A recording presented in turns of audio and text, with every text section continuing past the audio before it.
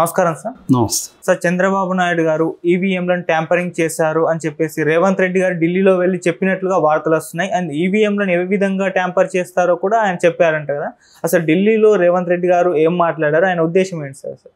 అంటే ఆయన చంద్రబాబు పేరు ఎక్కడ వాడలేదు, కానీ ఇండైరెక్ట్గా చంద్రబాబు గురించి చెప్పినాడని వ్యాఖ్యానాలు వినిపిస్తున్నాయి. ఎందుకంటే ఈరోజు వాళ్ళిద్దరు కలుస్తున్నారు.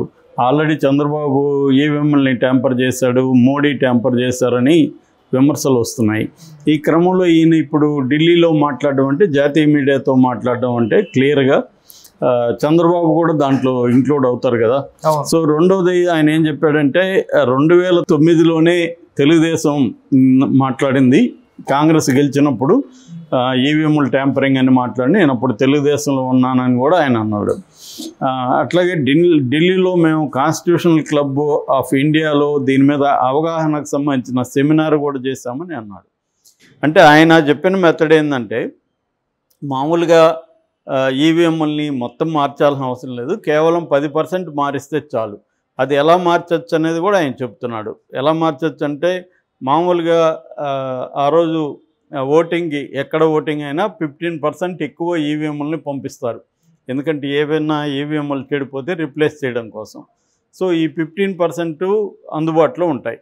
సో ఇవన్నీ కూడా డిస్ట్రిబ్యూషన్ సెంటర్కి వెళ్తాయి. ఆ నైట్ అంతా డిస్ట్రిబ్యూషన్ సెంటర్లో ఉంటాయి.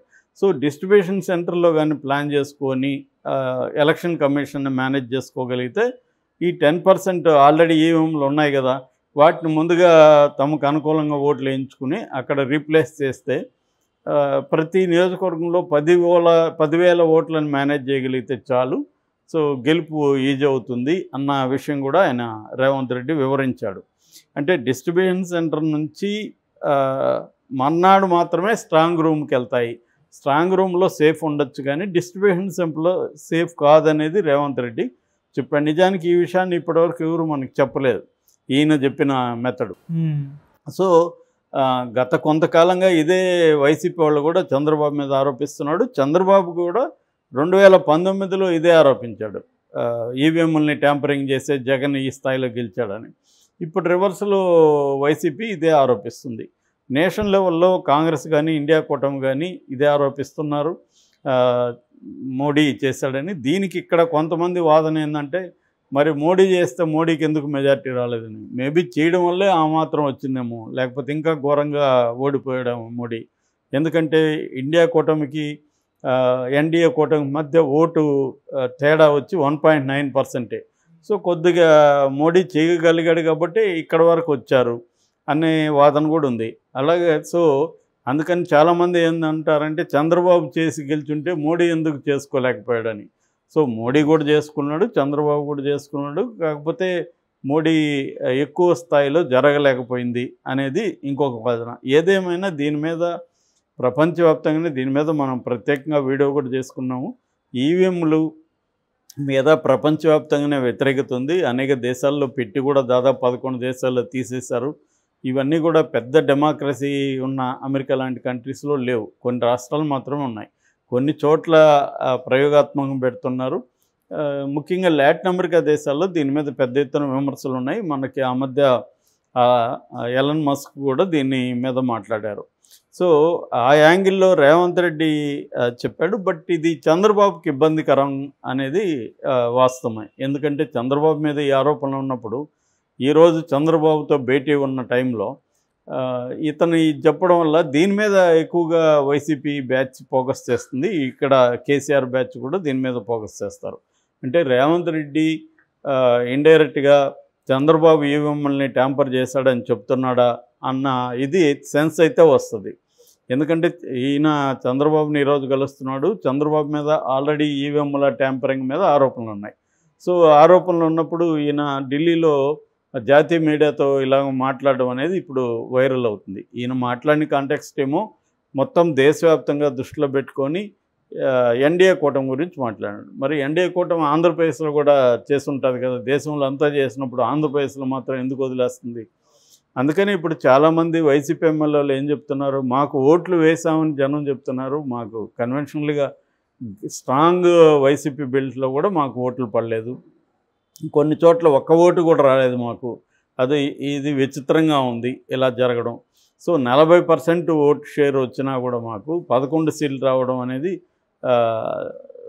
కొద్దిగా డౌట్ఫుల్ అని చెప్తున్నారు. అట్లాగే ఉండవల్లి అరుణ్ కుమార్ కూడా ఆ మధ్య మాట్లాడుతూ మొత్తం 60 లక్షల ఈవీఎంల మిషన్స్ని ఈ ఎలక్షన్స్ కోసం ఇంపోర్ట్ చేసుకున్నారు. అందులో 40 లక్షల మాత్రమే వాడారు. మిగతా 20 లక్షల ఈవీఎంలు ఏమైనాయి అనేది ఆయన ప్రశ్నిస్తున్నారు. దానికి సంబంధించి ఆర్టీఐ ద్వారా, రైట్ టు ఇన్ఫర్మేషన్ ద్వారా నేను ఎలక్షన్ కమిషన్ పెట్టి అడిగాను.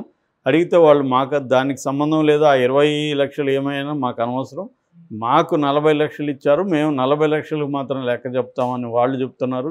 మరి 20 లక్షలు ఏమైనాయంటే ఎవరు సమాధానం ఇవ్వాలి అనేది ఉండవల్లి ప్రశ్నించాడు.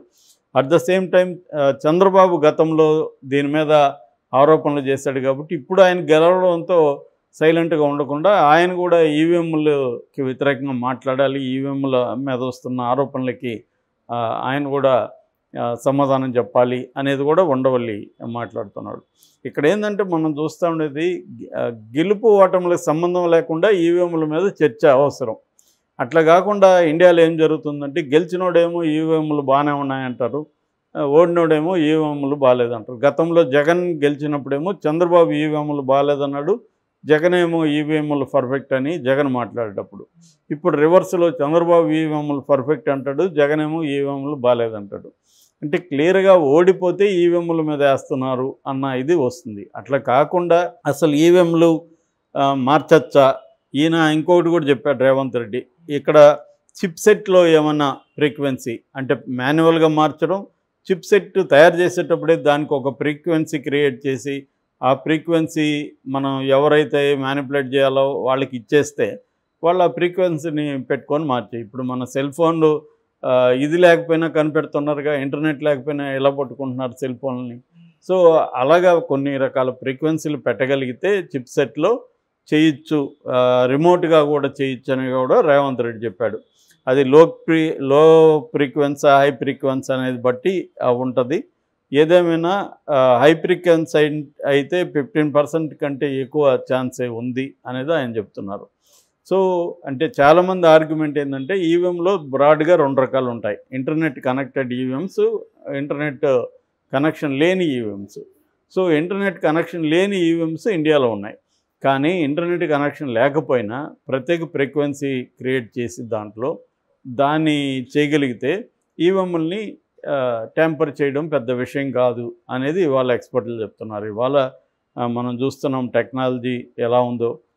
ఈవెన్ యాపిల్ ఐఫోన్ లాంటి వాళ్ళే మా ఫోన్లకు భద్రత లేదంటున్నారు. ఎందుకంటే దాంట్లో కూడా జైల్ బ్రేక్ అనే ఒక ఆప్షన్ ఉంటుంది. జైల్ బ్రేక్ చేయగలిగితే మొత్తం యాపిల్ ఐఫోన్ మన కంట్రోల్లోకి వస్తుంది.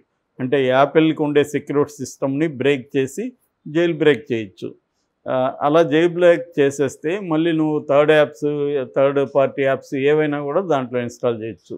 సో ఇవాళ మామూలుగా సంవత్సరానికి 10,000 కడితేనే స్పై యాప్స్ ఇచ్చేస్తున్నారు. స్పై యాప్స్ మనం ఎవరి ఫోన్లోనే వేసేయచ్చు, ఇంకా ఫోన్ మన కంట్రోల్లో ఉంటుంది.